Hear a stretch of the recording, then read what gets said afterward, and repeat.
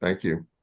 Well, this is the second installment. The first lecture on intake interviews, just went over the therapy notes format. Uh, it began last year when I had an intern named Candace Simpson, and I trained her in how to do intakes, and it occurred to me maybe this would be a good training for the whole group. I have it on an Excel spreadsheet. I always do my trainings on PowerPoint, except this time, since I have my interview questions on a spreadsheet, I have this presentation on an Excel spreadsheet. So let me see if I know how to bring it up. If I double click, okay, good. This is it. Let me go to the top if I can. And I'm going to conceal all your faces. So if you have something to say, just shout it out. I won't be able to see you raise your hand because I'm going to close the gallery so that I can see the screen.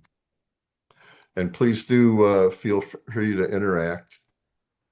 We have a few minutes, but let's get started. I have a motto, which is well begun is half done. Therapy may be short or it may go on for years, but either way, I like to start with a good intake interview. I'm almost all my work now is done with Medicare, which wants a good intake interview. So I do them with all my clients, with all my new clients. But I'm finding out that doing intake interviews does not seem to be the standard in the field anymore. So I feel like a bit of a dinosaur when I do them. As some of you know, I recently spent about 2 years trying to find a therapist. I interviewed 8 therapists before deciding what I really wanted was spiritual direction instead. So I gave up on trying to find a therapist. But of the 8 therapists I interviewed over a 2-year period, none of them did an intake interview. Some of them asked a couple of questions, and one of them gave me an ACEs form to fill out, which was interesting. But none of them did what I would consider an intake interview. So I'm thinking it's no longer the standard in the field to do an intake interview. Bear in mind, I've been doing this for a long time, back to the day when we did start with an intake interview. The approach now seems to be, and these were private practitioners, these were 8 private practitioners I interviewed. And they often say, well, the first session is free just to see if we match. Okay, I can see the wisdom of that, especially if you're trying to build a practice. On the other hand, we're less likely to match if I don't think you know how to start the process by gaining the proper amount of information. So what am I trying to say? Should a person do intake interviews? I always do them. It no longer seems to be the standard in the field, but just please be aware of what you might miss if you do not do intake interviews. I, for one, do not want to be several months into the therapy process and then find out, for example, that my client has made suicide attempts or has been in a mental hospital or has been in prison for a Was a heavy crime, drinker. right, substance abuse, or is in a state of crisis. I want to know that by the end of the first interview if my patient is in a state of crisis. So all those things. I don't want to be surprised by any of that, so I want to get it in the first session. And I want to point out a case. This is a bit of an old case. This was in the Supreme Court of the state of Washington in 1974, Helling versus Carey. And it's a good fake case for people to be aware of when we ask questions about the standard of care versus the standard of practice. What is it that people in the field are ordinarily doing? Carrie was an optometrist. She had a patient named Helling who was a young woman who developed glaucoma. and lost her peripheral vision. Glaucoma is very rare among young people. It occurs at the rate of 1 out of every 25,000. By young, I mean under 40. So Dr. Carey did not screen her patient for glaucoma because it only happens in 1 out of every 25,000 patients under 40. And she felt okay not screening for glaucoma. But this patient happened to be one who did have glaucoma and lost her peripheral vision. So Dr. Carey argued, well, it's customary not to screen for glaucoma in patients under 40. The jury disagreed. So subsequent cases have been less harsh on providers. But just to be aware, there is a precedent that it's juries and not providers who decide the standard of care. Providers decide the standard of treatment, or what you might call customary treatment. But if the customary treatment is inadequate, a provider may get in a situation like Dr. Carey did, where a jury is deciding what is the standard of care, how should patients be treated. And I would argue that there's information that you need to know at the beginning of the therapy relationship. So let's begin with some nice open-ended thought questions, like what are the goals of the intake interview? Intake interview is your first session with a client. I think of it as the second stage of the process. The first stage is when the client meets our office manager and fills out the paperwork. Second stage is your first meeting with the client, where you're going to ask intake questions. And what are the goals? What are we trying to accomplish? And again, I can't see your faces, so please shout out, what are the goals? What's the presenting issue? What are they, why now? So Why and you why now? so you want to know what the presenting issue is. You want to know why they're coming for help now. And You also want to know the history? Sorry. you want to get their history. Good. This is good. What else? What are the goals? What are we trying to accomplish? I can see I'm on it looks like I'm on a print view. Let me see if I can get a different view for this. Yeah, I'm on page break preview. What happens if I go to normal? Okay, I get rid of those nasty page numbers if I do that. Okay, and I wish I could get rid of this stuff at the top, but I don't know that I can. Okay, I was able to identify, oh, that jumped in a hurry, 5 goals of the intake interview. You want to come out of the intake interview with a treatment plan. So you want to gather enough information to do that. The intake interview is an opportunity to begin therapy, to tell the client what kind of therapy you do and maybe do an initial intervention. There is also an interpersonal dimension to the intake interview. You are beginning the relationship. Fourthly, it's an opportunity to instill hope in the client. And fifthly, there is a psycho-legal dimension to the intake interview so that you can make sure that you have done the proper job to defend yourself against accusations of malpractice. Any questions or comments about 5 goals? Right. Let's take it apart a little bit. It's an opportunity to begin therapy by introducing your method. Like I tell people, I'm a parts therapist. There may be time to do an initial intervention. And let's talk a little bit about the interpersonal dimension of the intake interview. You're beginning a therapeutic relationship. You want to create an environment in which the client feels comfortable talking about themselves.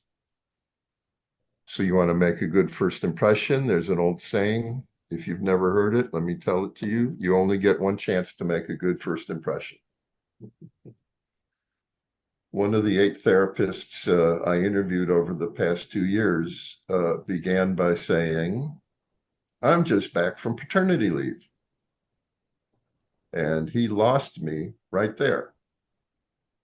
Because how does he know one of my issues is not paternity? Hmm. In general, it's not, but in general, clients do not want to hear about you. They do not want to hear about your situation. In general, clients want you to focus on them. So I immediately had doubts about this man's capacity to do that. The interpersonal dimension of the intake interview, you want to put the client at ease, use a non-threatening tone of voice. Tone of voice is very important. A good therapist will have multiple tones of voice that they've learned how to use. Comfortable environment. C, this is an opportunity to establish a warm and friendly relationship. And some of the tools that you can use to do that are to give feedback. So it's not just a straight question and answer session. You're also giving feedback about what you're hearing. You're reflecting. You're affirming the client, offering sympathy for the horrible situation they're in. Triangulation is taking their side.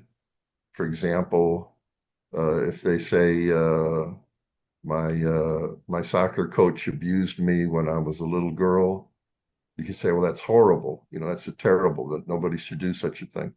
So it's important to take the client's side against third parties, and there are exceptions regarding close family members that we'll get into. Also, the appropriate use of silence. Know when to keep your mouth shut. Know when to sit there and just be quiet. Be non-judgmental. You're beginning a relationship that's going to be non-judgmental. Elicit information without being offensive about it, without putting the client on defensive, avoiding resistance, which is why you never want to ask why. Strike that word from your vocabulary unless you're ever in a situation where you want to make somebody defensive, which may happen, but not for an intake interview. Triangulation, again, is the process of taking their side against the third parties who have made their life difficult. But there are exceptions for spouses, parents, and siblings, close relationships like this. If you take a client's side against their spouse, you're creating a problem in the marriage. For example, if you say to a client, well, your husband never should do things like that. The client might take that home and say, well, my therapist thinks you're wrong. And then you've created a triangle that's going to work against you instead of working for you. So we don't triangulate regarding spouses. Also, parents and siblings. If you say, wow, your parents were horrible people to abuse you like that, people have that natural bond of loyalty with their parents, and they do not want to hear that from you because they're more likely to take their parents' side. Also with siblings, well, gee, your brothers and sisters were horrible people to do that to you. Clients do not want to hear that, and they're likely to take the sibling side against you. So if you're going to triangulate regarding relative strangers or distant relations, that's a very effective way to bond with the client. But you want to be careful not to triangulate regarding close people like spouses, parents, and siblings. And finally, in terms of establishing the relationship, doing a good intake interview establishes that you're an authority in what you're talking about. You can talk about it well and clearly. You know the right questions to ask. I had one client who had been in therapy many times say to me at the end of an intake interview, he said, nobody's ever done this with me before, which I believe because it no longer seems to be the standard in the field. But having known the right questions to ask and knowing how to get the right information established in his mind that I was an authority in what I was talking about, which is something you'll get from an intake interview that you will not get from, or not as likely to get from the well, let's have one meeting for free where we see if we're a good match for each other. That's much less of an opportunity to establish that you know what you're talking about and you know what you're doing. And there's a psycholegal dimension to the intake interview. You're beginning a clinical file, which can become part of a legal case in case there's a suit for malpractice or anything of that nature. Let's hope not. In case there's a personal injury claim that you get involved in. I've been involved in about 200 of those over the course of my career. So you're beginning a legal file after the first intake session. You'll have an intake note and a treatment plan, and these become part of a file which might become used in a psycholegal context. And doing the right thing, asking the right questions, getting the right information is protection against accusations of malpractice. Because I want to come out of that first session knowing if the client is suicidal, knowing if the client is in crisis, knowing if the client has a potential for violence, etc. I don't want to be in a situation where a client goes out and hurts themselves or others, and I have to answer questions about why I did not know that about my client. Okay. We'll move on as we go to part 3 of this talk on intake interviews. We'll go on to the types of questions that are asked. And finally, not too far away, I didn't want to zoom ahead. I do have a series of questions that I ask. I've honed this over 50 years and 3,000 intake interviews, the types of questions I ask and how I word them. And we'll go over all that one at a time.